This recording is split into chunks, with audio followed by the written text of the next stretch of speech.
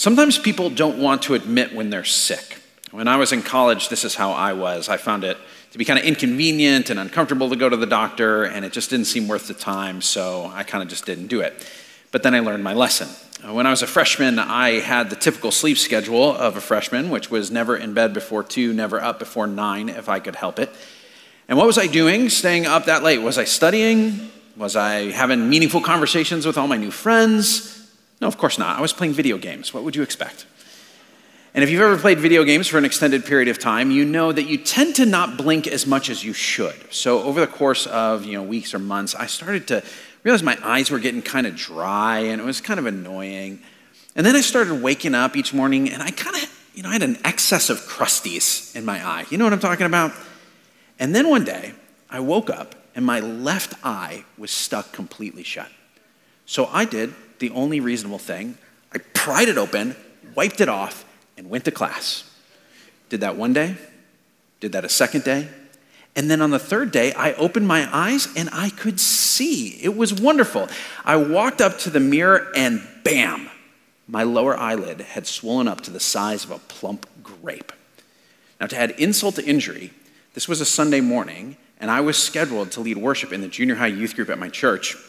And the last place you want to be when there is something wrong with your face is in front of 100 middle schoolers. So I learned my lesson.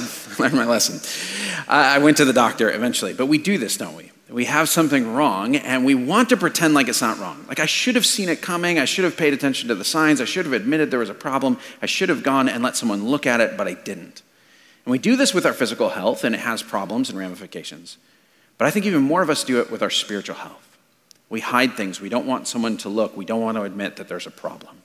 We're going to be talking about that today. If you got a Bible, turn with me to Matthew chapter 9, the New Testament book of Matthew, chapter 9. We have been working our way through Matthew in our all-church Bible reading plan called Bible Savvy, and we have been teaching through the book of Matthew over the course of this summer, and we're focusing in particular on the teaching of Jesus, the things that he taught that turned things upside down, the unexpected things that he taught. And this is a short teaching, but the interesting thing about it is it happens at Matthew's house. So Matthew, the guy who wrote this book, he was an eyewitness of this event because he had invited Jesus over, and this is where Jesus taught this lesson. So let's pick it up in verse 9. As Jesus went on from there, he saw a man named Matthew sitting at the tax collector's booth. "Follow me," he told him, and Matthew got up and followed him. While Jesus was having dinner at Matthew's house, many tax collectors and sinners came and ate with him and his disciples. When the Pharisees saw this, they asked his disciples, "Why does your teacher eat with tax collectors and sinners?" On hearing this, Jesus said, "It's not the healthy who need a doctor, but the sick. But go and learn what this means. I desire mercy, not sacrifice. For I have not come to call the righteous, but sinners." Let's thank God for his word. This is the word of the Lord. Thanks be to God. Thanks be to God. We're going to look at this passage, and we're going to ask 3 questions about it. 3 questions. The first one is this. Why does Jesus attract sinners? Why does he attract sinners? Because that's the most striking thing about this passage. Jesus is hanging out with the wrong people, the sort of people that no self-respecting religious leader in that day would have been caught dead with. And those people are hanging out with Jesus, and it sure seems like they're having a good time. Why is that? Why does Jesus want to be with them, and why do they want to be with Jesus? Now, we need to talk about the particular group of sinners that Jesus was hanging out with here. He was hanging out, did you notice, with tax collectors. Tax collectors. Now, nobody likes to pay their taxes, but I don't know if I would necessarily call someone a sinner just because they work at the IRS. Although maybe, you never know. In those days, there were really 2 reasons why they called tax collectors sinners. The first was this: they were notoriously corrupt. Okay, so Rome didn't care. As long as they got enough money, as long as they got what they were expecting, they said you can collect as much over that as you can manage. And so this led to all sorts of abuses of power, lying and extortion and different corrupt things. And so among, especially the Jews, the tax collectors got the reputation of swindling their neighbors, that they were dishonest people who were taking advantage of the people around them. They were liars, and they were greedy, and they were not to be trusted. But it was more than the fact that they were doing a sort of respectable thing in a disrespectful way. It was actually the fact that they were collecting the taxes at all that was a problem. Because they were collecting taxes for the Romans. Now you got to think about this. If you're in Israel, the Romans are an invading empire. So this would be like a Ukrainian working for the Russians. Like, it's a betrayal of your people. But it's more than that. It's more than just sort of disloyalty to your country. There was a spiritual side to this. Because God had promised in the Old Testament, he said, people of Israel, I am going to give you these blessings. I'm going to give you your own land. I'm going to give you a king from among your own people that's going to rule over you. You're going to have peace and prosperity here. This is going to be all yours because you're my people. I'm going to take care of you. But over the course of centuries, Israel was unfaithful to God. And so God said, you're going to receive some discipline for this. And I'm going to pull back on those blessings. I'm going to allow outside empires to come in and invade. So first along comes the Babylonians. And the people kind of learn their lesson. They cry out to God. But then along come the Persians. And then along come the Greeks. And then along come the Romans. And again and again and again, they get invaded. And so when they looked at the Romans, they didn't just see a political enemy who happened to be there. They saw the curse of God. They look at the Romans and they say, this is the only thing standing between us and the promises of God. If they would just go away, then we would have the things that God had promised to us. When you add to that the Romans every decade or so would do something that was greatly offensive to the Jews. They would go into the temple, or they'd have a general march into the Holy of Holies where only the priests could go. In the year that Jesus was born, there was a general who came into the temple precinct, stole the treasure from it, lit the precinct on fire, and crucified 2,000 Jews in the city of Jerusalem. So when you look at them, you're thinking, these are the enemies. They're not just my enemies, they're God's enemies. And so if you are a Jew who is collaborating with the Romans, essentially what you're saying is this: I prefer personal profit to the promises of God. It was a breach of faith. And so they would look at the tax collectors and say, you're sinners. You're sinners. But then along comes Jesus. And he sees Matthew, this corrupt, traitorous tax collector sitting in his booth. And what does he do? This good Jewish teacher, does he spit on the ground in front of him? Does he start a hellfire sermon denouncing what Matthew is doing? No, what he does is he turns to him and he says, follow me. And Matthew gets up and follows him. Now, those two words mean more than you might realize. Jesus is not just saying, let me give you directions. You're looking for the local synagogue, you don't know where it is. Come follow me, I'll show you. This was an invitation for Matthew to say, I'm going to quit my job. And I'm going to spend the next few years hanging out with this teacher.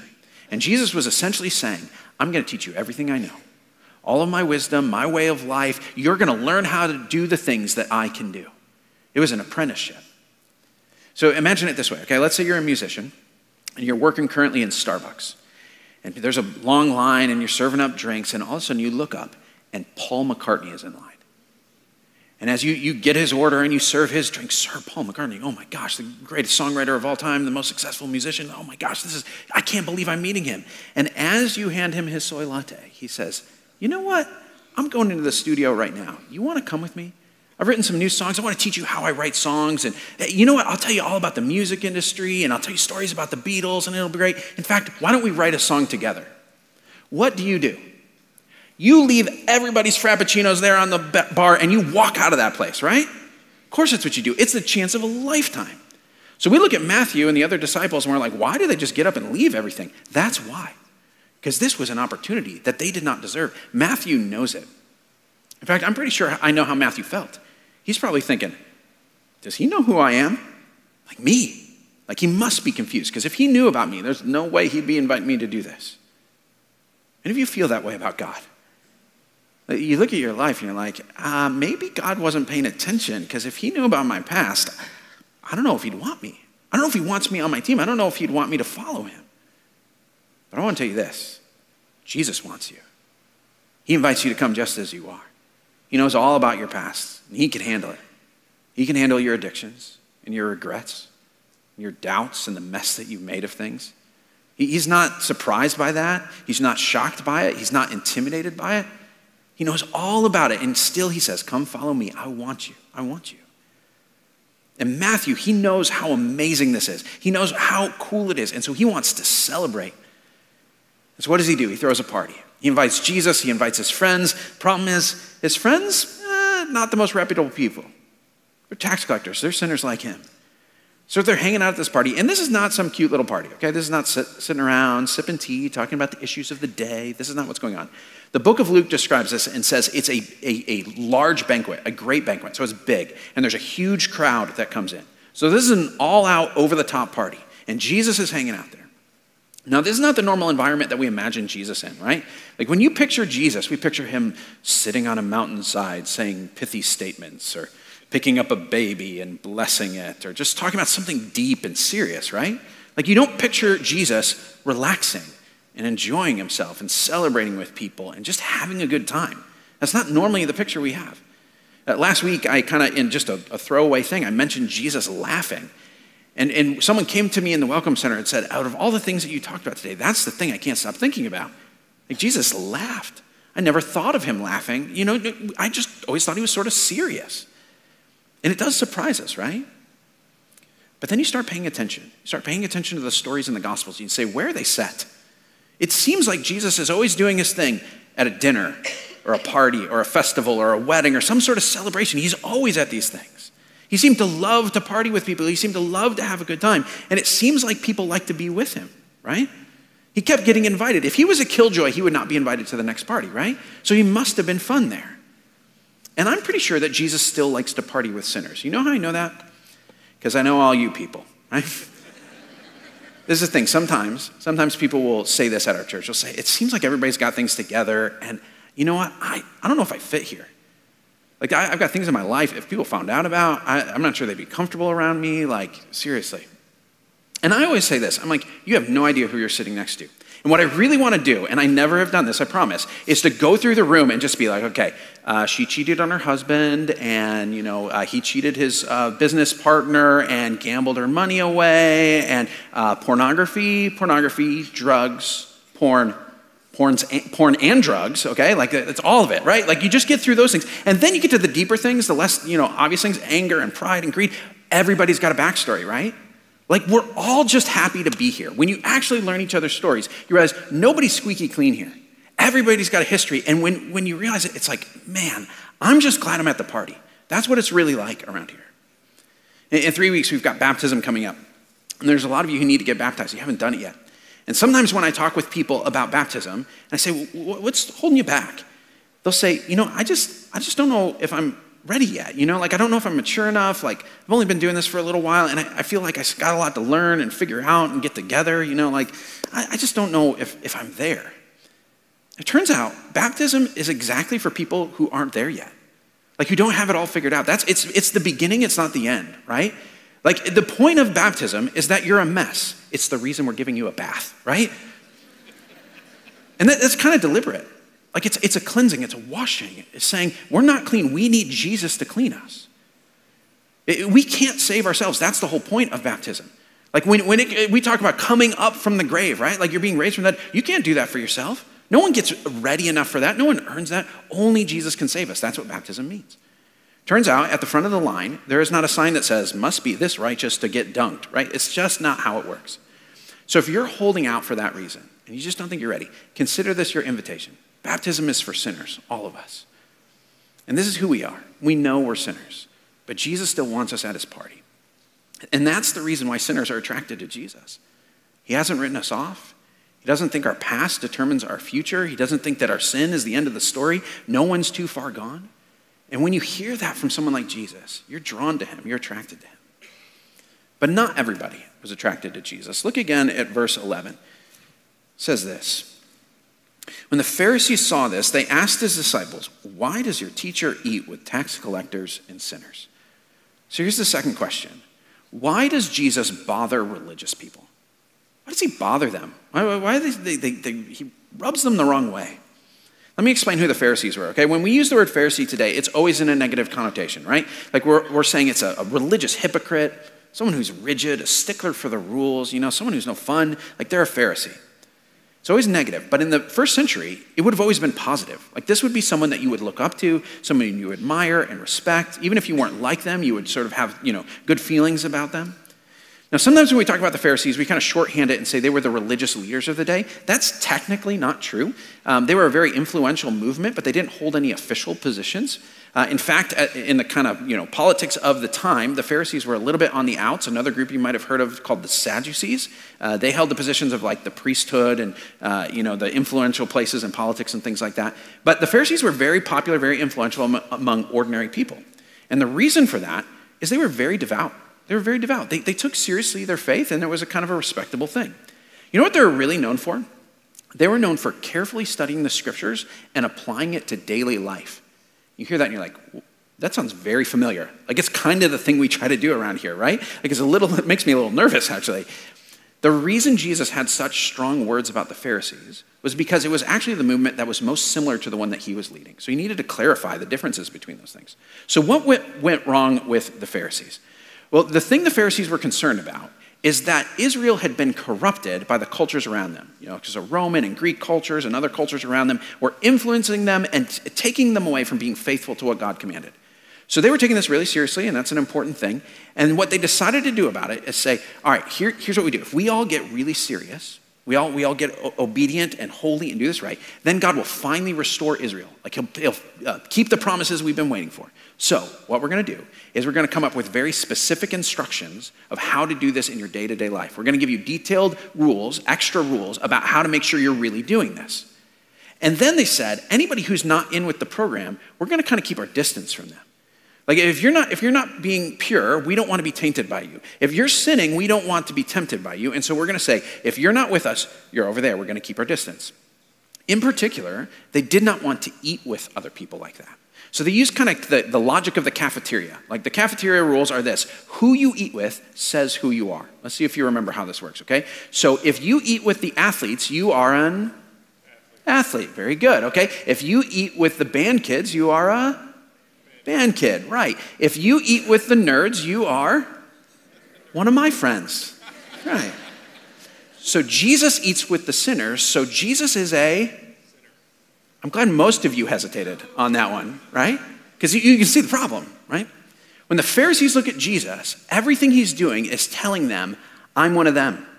I approve of them. I'm hanging out with them, so I identify with them. And so the Pharisees say, what are you doing? Are you saying that they're okay, what they're doing? And here's what the Pharisees misunderstood. When Jesus welcomed sinners, it doesn't mean he approved of their sin. It's kind of the opposite, in fact. When he welcomed sinners, he did it because he wanted to bring them on a journey of transformation. He wanted to bring them to someplace new.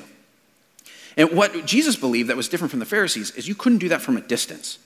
You couldn't just call out to people over there and say, hey, do this, do that, and then when you're ready, you can come and be with us. And Jesus said, I got to get close. We got to be together. We got to walk through this together so that I can lead you to a new place. That the Pharisees confused avoiding sin and avoiding sinners. Avoiding sin is a good thing. Jesus has very strong teaching about this. He says, look, if your hand causes you to sin, cut it off, okay? It's better to, avoid the sin than to have your hand, right? Like this is the kind of over-the-top things that he says about that. So avoiding sin is good. And for some of us, there are influences in our life that if they're going to draw us into sin, we do need to keep our distance from some people. We say, you know what, for me personally, being with that person, I get sucked right into it. So I'm going to kind of keep my distance. But that's not what the Pharisees are doing. The Pharisees are making a whole category of people. They're saying everybody who's like this, over there, I'm going to keep my distance from them. And so you see what happens here, okay? They're concerned about not being tainted, but the dark side is this. When you have a category of people that you say, these people over here are sinful, and we're over here, what does that say about you? I'm not a sinner. I'm not one of those people. We like to think, even when we say we believe in grace, we like to think, there's this temptation, that we're just a little bit better than the other people, right? Like there's a part of us that even when we admit, you know what, I'm a sinner, I've got problems, that maybe my problems aren't as big as that other person. You know, that when God came in to clean up their life, like for my life, it was more of a tidying up. For theirs, it was like a deep cleaning, you know? Like they needed extra grace. In the Sermon on the Mount, Jesus starts off with this. He says, blessed are the poor in spirit, for theirs is the kingdom of heaven. When he's talking about poor in spirit, what he means is someone who knows that they are spiritually bankrupt. That if there's an entrance fee into getting into the kingdom, they can't afford it. They've got nothing. They can't even pay a part of it. They're poor in spirit. Tim Keller liked to say this, though. He says, God says we're poor in spirit, but we like to think we're middle class in spirit. You know, like we're okay. Like we'd never say that we were perfect, but we're not that bad, you know? You know, we're not a spiritual hero, but we're doing okay, right? Turns out Jesus didn't come for people who are doing okay. That's not who he came for. He says this. Look again at verse 12 here. Key verse for this passage. Jesus said this, it is not the healthy who need a doctor, but the sick. Go and learn what this means. I desire mercy, not sacrifice. I have not come to call the righteous, but sinners. It's not the healthy who need a doctor. It's not the healthy. If you ask someone why they go to church, why do they go to the church that they go to, they'll give you lots of answers. Things like, I really love the music there, or the preaching's really inspiring, or my friends go there, or, my church has a coffee shop and I love the food that's there, or, my parents always brought me, so I just kept going. That's why I go. Now imagine asking someone in a hospital, why do you come to this hospital? And having them answer the exact same way. Oh, I love the music that they play in here. The doctors, they're just so good at explaining medical terms in like this clear, inspiring, applicable way. They got a food here, and it's okay, My friends hang out at the hospital. My parents always brought me to the doctor, and I just figured I should keep going. The only reason to be in a hospital is because you're sick. It's because you're sick. So when Jesus says to the Pharisees, it's not the healthy who need a doctor. I'm not here for the righteous. He's not implying, hey, Pharisees, some of you don't need me because you're okay. What he's saying is, you're lying to yourself. The only reason to be here, the only reason to seek after God is because you need the help, because you're sick. And so what Jesus is doing is he's inviting them to humble themselves, to get honest, to say, this is what's really going on with me, to stop ignoring their need to admit their sin. And this is the thing, religious people hate doing that. They really do. They feel ashamed and they're too proud and they don't want to let go of that. And so that's the reason Jesus bothered religious people, because he challenged them on that. But here's where we get to the final question, okay? What kind of church do you want to go to? What kind of church do you want to go to? Do you want to go to a church that's full of Pharisees or a church that's full of tax collectors? Which is it? Do you want to be around religious people who look really good but are not getting healthy? Or would you rather be around messy sinners who it's all hanging out but they're actually getting healing? Which would you rather be a part of? When I finally went to the doctor, I went to urgent care to get, look at my puffy eye, right? Like, so I'm sitting there in the waiting room, and it's like the most uncomfortable thing. I feel like everybody's looking at me. The guy next to me like moves over. It's like, ew, he's got something leaking on his face. Like, that's very gross. Like, I don't want to be around that. I'm so embarrassed. I'm like sitting there. And then partway through, it dawns on me. I'm like, I'm in urgent care. The only reason these people are here is because they've got some problem too. And the difference between them and me is you can see my problem and I can't see theirs. And I bet yours is way grosser than mine. See, this is the thing, right? You go to a church where people are hiding their sin. The effect that has is it makes it so that if you've got some sort of sin that's hard to hide, the effects are more obvious in your life, it can almost make it seem like that's worse than the hidden sin. Right? And it can convince you that if no one sees your sin, it's not as big of a deal. And so we feel okay as long as things stay secret, right? But here's the result of that. Shallow community. Shallow community. It's fake and on the surface. Because this is the ironic thing. The ironic thing about hiding your sin is that the reason you hide your sin is because you want to belong, right? Like, you think, if people knew about this, they wouldn't want to be around me. If people knew about this, I would be rejected. And so you hide it so that you can stay close and connected to people. You want to be welcomed in. But the thing that happens is when you hide that, you get more isolated, right? And you can't go any deeper than the surface, because if you get too deep, someone might see what's wrong there. And if they see what's wrong, well, then your cover's blown and they're going to reject you. And so the very thing you're doing to try and feel like you belong is the thing that keeps you lonely and isolated. My favorite book is the book Life Together by Dietrich Bonhoeffer. It's a German pastor back in World War II. And this is what he says about this. He says, he who is alone in his sin is utterly alone. It may be that Christians, notwithstanding corporate worship and common prayer and all their fellowship and service, may still be left to their loneliness. What he's saying is this, is you can go to church on the weekends, join a community group, and volunteer, and still feel lonely at your church. But he goes on, he says, the final breakthrough to fellowship does not occur because although they have fellowship with one another as believers and devout people, they don't have fellowship as the undevout, as sinners. The pious fellowship permits no one to be a sinner. So everyone must conceal his sins from himself and from the fellowship. We dare not be sinners. Many Christians are unthinkably horrified when a real sinner is suddenly discovered among the righteous. Like, oh my gosh, there's one in here. How'd they get here?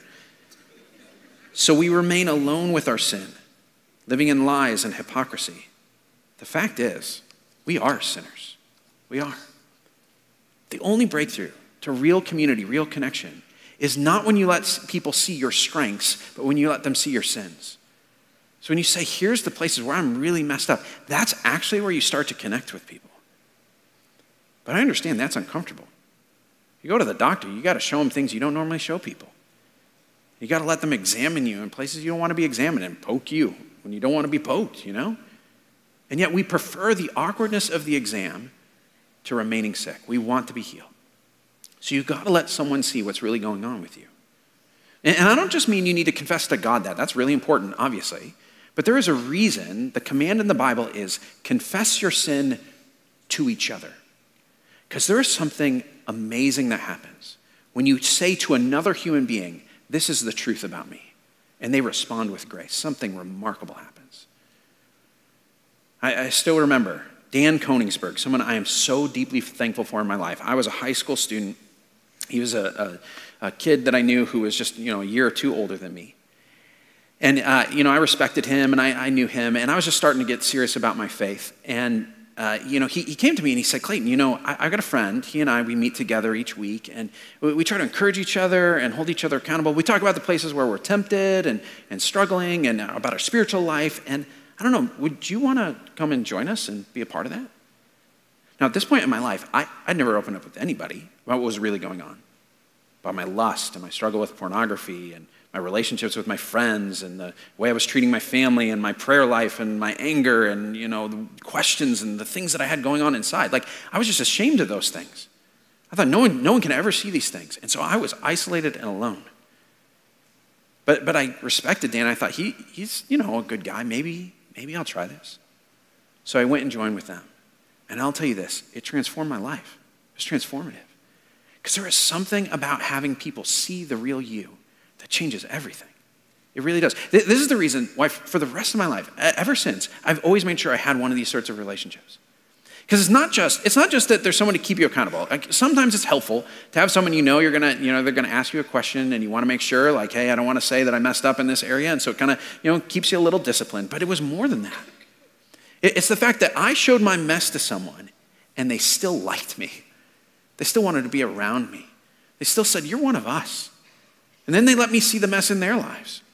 And not only did we see that these are things that we all need grace for. They kept pointing me to the source of the healing, right? They kept saying, don't forget that when you are stuck in sin, Jesus still loves you and he offers more. Because there's a way that you forget. When you feel like I am stuck in this sin, I feel ashamed, I feel guilty, you can convince yourself that there's no hope. But someone on the outside can say, actually, that's a lie. Jesus still wants you and he offers grace and he's still holding out his hands and opening up his arms. You can come to him. It's okay. And there's something powerful about having a person in your life who can do that. Do you have that sort of person? But when was the last time that you were open and honest with someone? Have you ever been? Who would that be for you? A great place to look for someone like that would be in a community group or a care night group. We're starting up a bunch of those in the fall here, so over the course of August and September, that's a great time to get connected with one of those groups. But I would say this, even being a part of a group like that is not enough. Like, it's not enough to just go and be a part of a group. You have to take the step of saying, hey, can I tell you something that's going on with me? Hey, there's something that I need to get off my chest. You need to actually open up. You have to take the risk. Being a part of the group is not going to do it automatically. And there are a lot of you who think, you know what, I'd love to do that. I'd love for my community group to sort of be that open kind of place, and I just don't know how to make that happen. Well, let me offer two things. First of all, it might just start with you, of saying in a time, you're saying, hey, what can we pray for? And you say, well, actually, here's a thing that I really could use some prayer for. And you just say what's going on. Or more often, this is the way it happens. It happens when you say to someone in the group, hey, could you and I get coffee sometime? There's some things that are going on, and I'd just love to talk with you about it and see, if you can help me with this. And just do that. Open up to another person. Who could be that person for you? Who would be that person in your life if you've never had them? Let me tell you the kind of church that I want to go to. I want to go to a church full of sinners, full of people who know their need and know that they're seeking after Jesus. People who are honest and open. People who are experiencing healing because they're letting the doctor look at them. I want to go to a church that is humble and joyful because we know we don't deserve to be here, and we're just thankful to be at Jesus' party. This is wonderful. We get to be a part of this.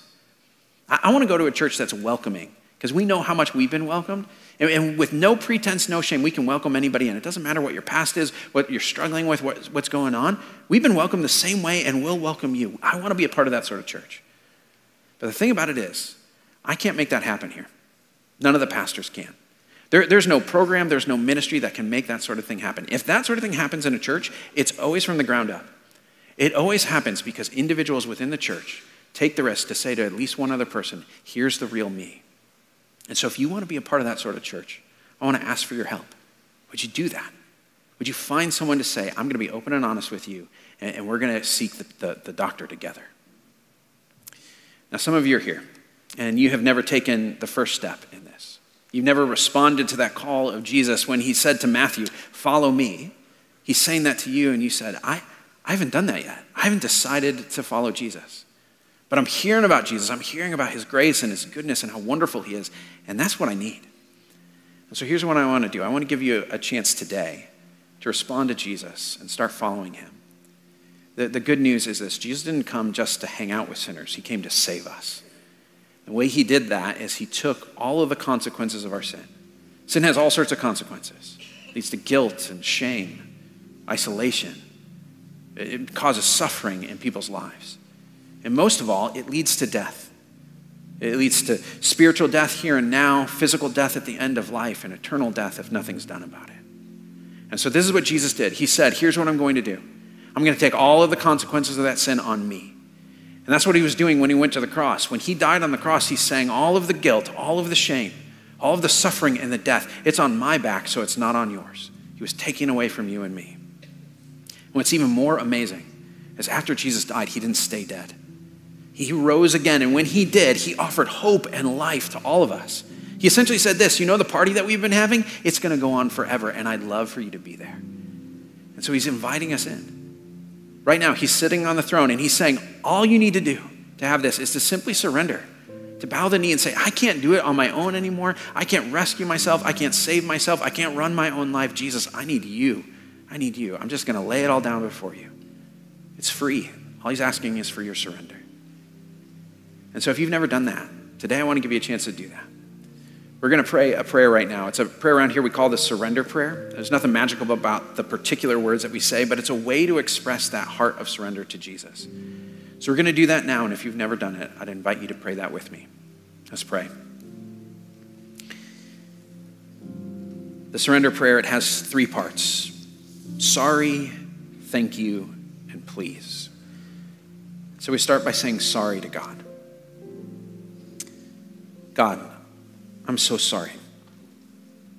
I know the things that I've done, and I know that they're wrong.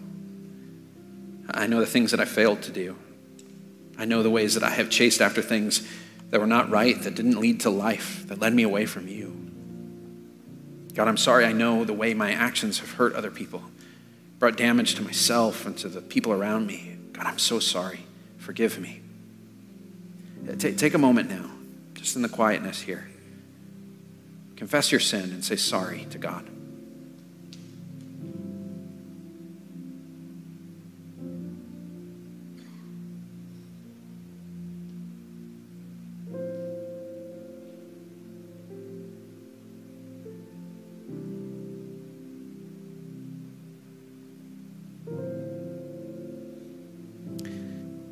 The next part is thank you.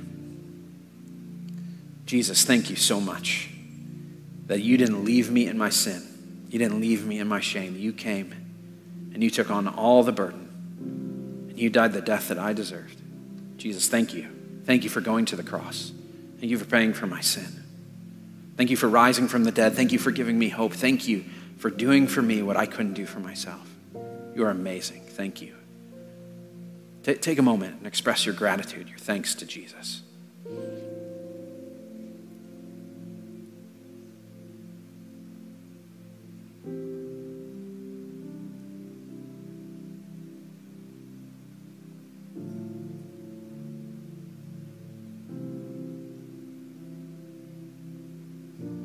Final part is to say, please. Please, God, forgive me. Please welcome me into your family. Please give me a hope and a future. God, I want you to come into my life. I want you to start transforming me and changing me. I need you. I want you to be the king. I want you to be the one who's in charge. Please come and rescue and lead me. Take a moment and ask God to do that.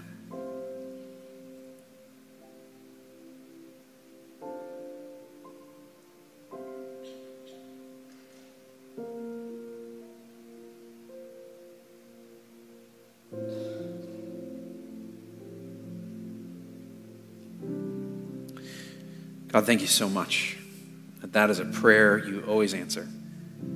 That when we surrender to you, we are forgiven and free and welcomed into your family. Thank you that each person who's prayed that today has a hope and a future with you.